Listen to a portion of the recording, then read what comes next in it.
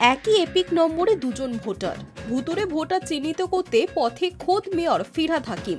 চেতলায় voter তালিকা হাতে নিয়ে স্ক্রুটিনি করেন তিনি। বাড়ি বাড়ি ঘুরে ভোটার কার্ড দেখেন তিনি। কথা বলেন স্থানীয় বাসিন্দাদের সঙ্গে। এদিকে ভবানীপুরে পথে নেমেছে স্থানীয় তৃণমূল কাউন্সিলর। গত শুক্রবারে ফিরহাদ হাকিম জানিয়েছিলেন ভবানীপুর থেকে ভোটার তালিকা স্ক্রুটিনির কাজ শুরু হবে। সেই মতো শনিবার সকাল থেকে বাড়ি বাড়ি গিয়ে ভোটার তালিকা খতিয়ে দেখার কাজও শুরু হয়। ফিরহাদ হাকিমের সঙ্গে ছিলেন অন্যান্য তৃণমূলের কর্মীরাও। মৃত কারোর নাম রয়ে গেছে নাকি সে সংক্রান্ত তথ্য খতিয়ে দেখা হয়। নির্বাচন কমিশনের রিপোর্ট জমা দেওয়া হবে, আরও একবার স্ক্রুটিনি করা হবে বলে জানান ফিরহাদ হাকিম। আজকে নেত্রীর আদেশ অনুযায়ী আমরা সবাই এই 2 সপ্তাহের মধ্যে আমাদের যা যা ভোটার লিস্ট আছে সেগুলো সব যে যার বুথ কর্মীরা আমরা তারা স্ক্রুটিনি করে দেখবে যে অরিজিনাল ভোটার কত, লেফট ভোটার কত, আমাদের ভুয়ো ভোটার কত, ডেড ভোটার কত, এগুলো আলাদা আলাদা করে লিস্ট করতে হবে।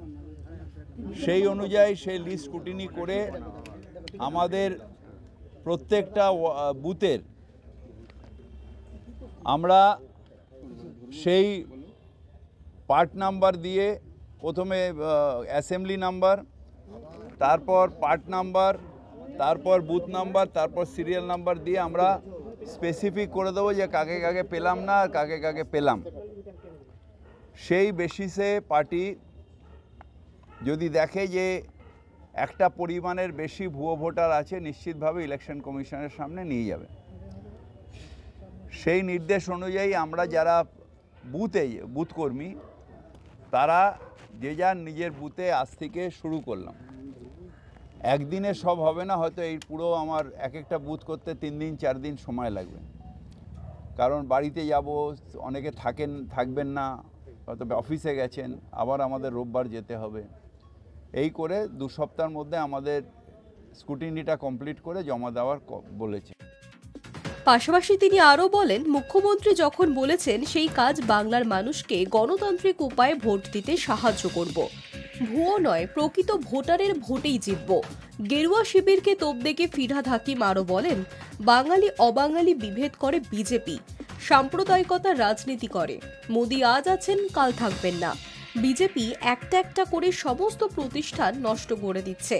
এভাবে চললে ভারতের গণতান্ত্রিকতা নষ্ট হয়ে যাবে। উল্লেখ্য, গত বৃহস্পতিবার নেতাজি ইন্ডোরে তৃণমূলের মেগা বৈঠক ছিল। সদ্য নিযুক্ত মুখ্য নির্বাচন কমিশনার জ্ঞানেশ কুমারের নিরপেক্ষতা নিয়ে প্রশ্ন তুলেছিলেন মমতা বন্দ্যোপাধ্যায়। তিনি দাবি করেছিলেন নির্বাচন কমিশনের সকলেই বিজেপির লোকজন। এছাড়া ভুতুড়ে ভোটার কার্ড নিয়েও ওই দিন ক্ষোভ উগরে দিয়েছিলেন মুখ্যমন্ত্রী। তিনি দাবি করেছিলেন নির্বাচন কমিশনের আশীর্বাদে ভোটার তালিকায় গড়মিল করা হচ্ছে।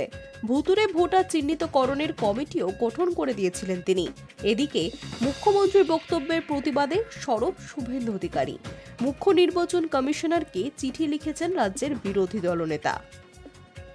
High news network.